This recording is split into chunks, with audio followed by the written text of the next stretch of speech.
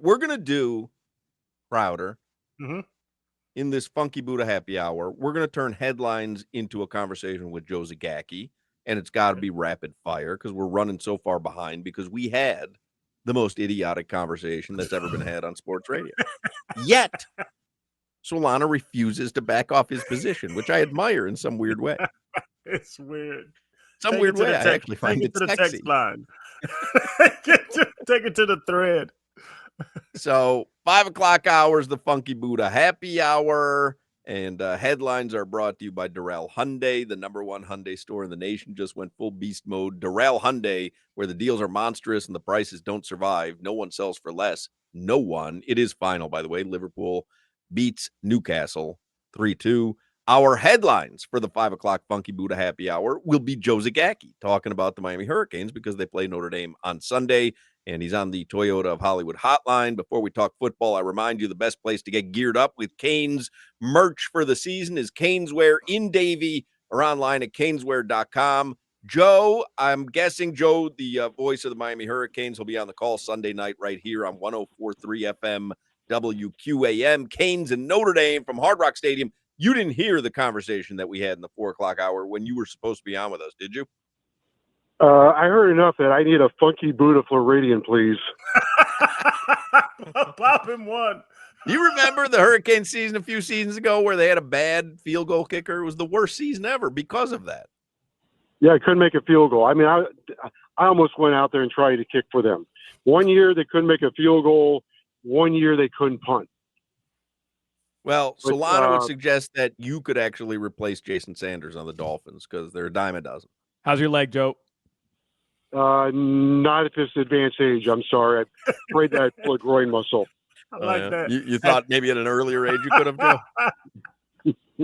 I love the phrase advanced age. I love that. That's pretty nice. Sounds sexy. So tell us, Joe, because we're going to go rapid fire here.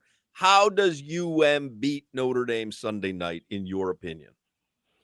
Yeah, going to be a great challenge. They beat them. Number one, Notre Dame is not going to go away from pretty simple game plan running the football. I do believe Notre Dame will play both quarterbacks because their quarterback run game was so effective a year ago. I just can't imagine they're going to get away from that. So Miami has to hold up physically against the Notre Dame run game, two great running backs. They got to protect Carson Beck. He's got to be a great player, probably the best player on the field. He's got to play a tremendous game.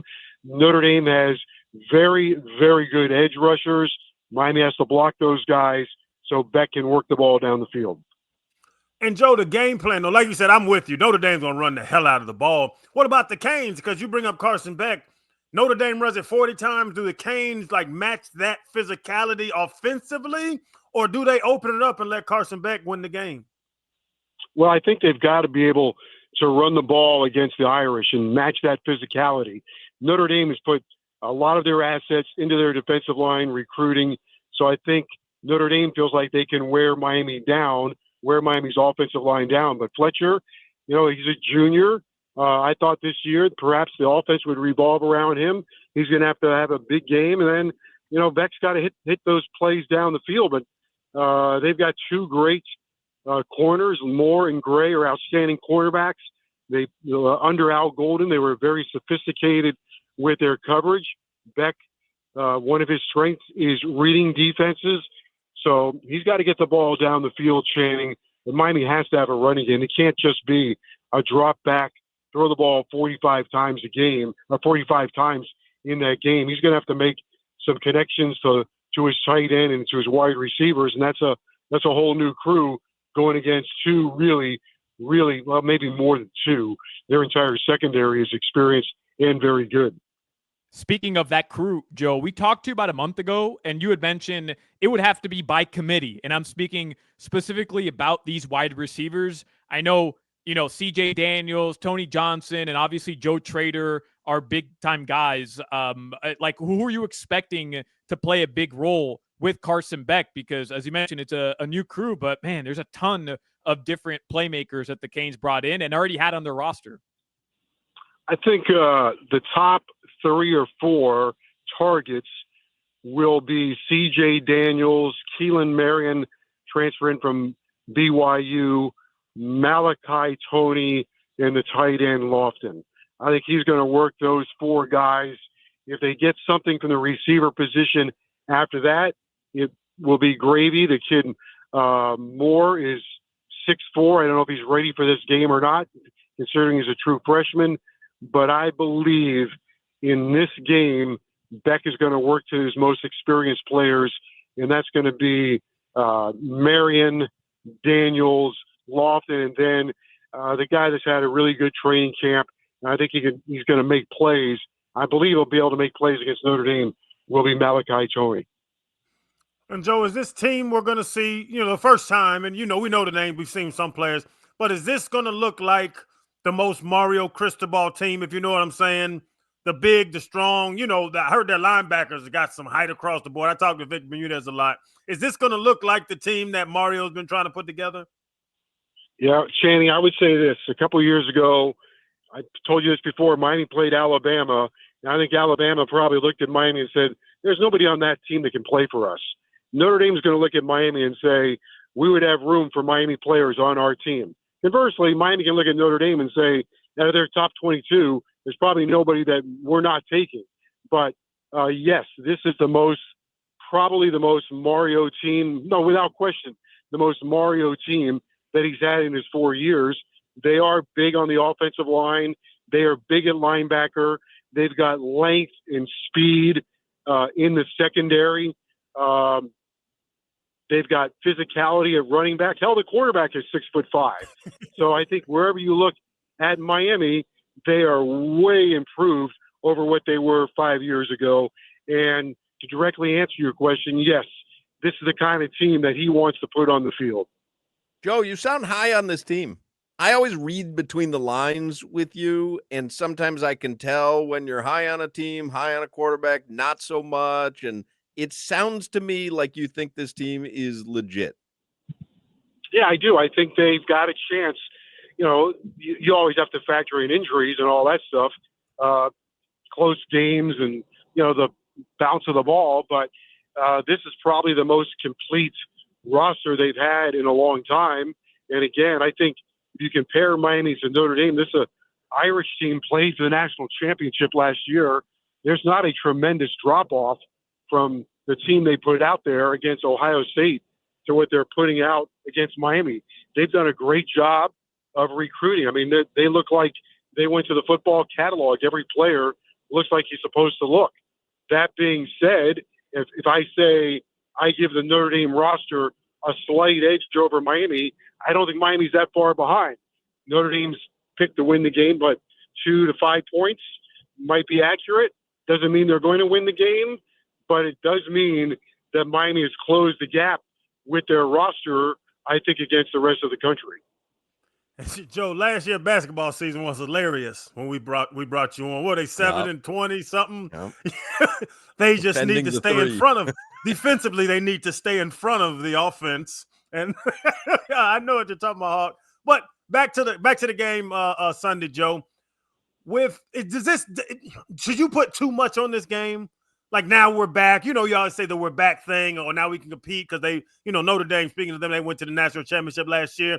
Is there putting too much on the outcome of the game on Sunday? Probably not. I mean, look, it's the University of Miami. Everybody's going to measure this game, see where this program is, and if they win the game, people are going to be delirious, and they'll probably. I think if Miami wins, it'll be typical. They will the following week in the ratings probably be a little bit overrated. They'll probably move into the top 5, and if they lose, they'll probably drop out of the top 20. Miami seems to have more swings than any team in the country. So when the game is over, how do they get judged? People will probably put too much into it. Yeah, I'll probably talk myself into that. I think if they don't win, they will still have an opportunity to have a great season. And if they do win, then they have to revert back to the cliche of, well, it's only one game.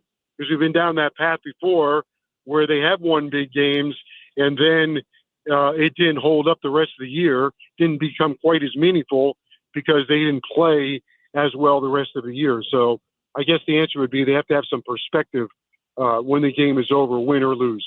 Yeah, let me tell you who's not going to have some perspective if they win. It's this guy right here. I don't care about just one game. You got to do it the rest of the season. Oh, give me the opportunity to celebrate a win over Notre Dame opening game. You are going to see. I mean, if you thought the 4:00 hour annoyed you, wait till you hear from me a week from today. Holy mackerel. I'm going I'd all like out. to be in that position to be able to celebrate like a wild man after Notre Dame. Yeah, would be great, man. You gonna give DBJ free reign to do all our crazy lines this season? Yeah, I just decided that I'm getting out of the way. Sometimes you try to cajole him a little bit. No, I've tried everything imaginable. It's best when I'm just out of the way. All right. We are going to load him up on Thursday. I mean, we are going to give him some crazy ass bleep. You going to make him talk like a leprechaun or like. We're thinking about having him sing Old Danny something? Boy. You think if he sings Old Danny Boy, is that disrespectful? Well, if Miami's winning and it's late in the game, isn't that like a funeral song? Yeah. So it would be appropriate, right? So that would be fine. Might you join in with winning. him? Oh, Danny If those are the marching orders, I follow the marching orders from you two guys. If you say I need to join in, I join in. Yes. All right. Fair enough. Joe Zagacki will be on the call Sunday night here on 104.3 FM WQAM. Do you know how good your broadcast is going to sound in FM, Joe? Yeah, I think it's going to be, the sound is going to be, I don't know how we're going to sound, but I know the sound is good. Hopefully we can match that. I will say Vic has put a ton of work into our pregame, and we got a lot of production. I've heard most of it. Listened to it all. It sounds fantastic. I cannot wait to listen on Sunday. All right. Well, 3:00 we kick it all off. So I hope everybody joins us. By the way, if you want a traffic report, I'm going to tell you right now, very congested on the Palmetto. Oh, all right. We appreciate that. You're coming back from campus? Yeah. I am on my way back. All right. Mario Safe was travels, Joe. We appreciate your time. Have a good call on Sunday night. All right, fellas. Take care. Thank you.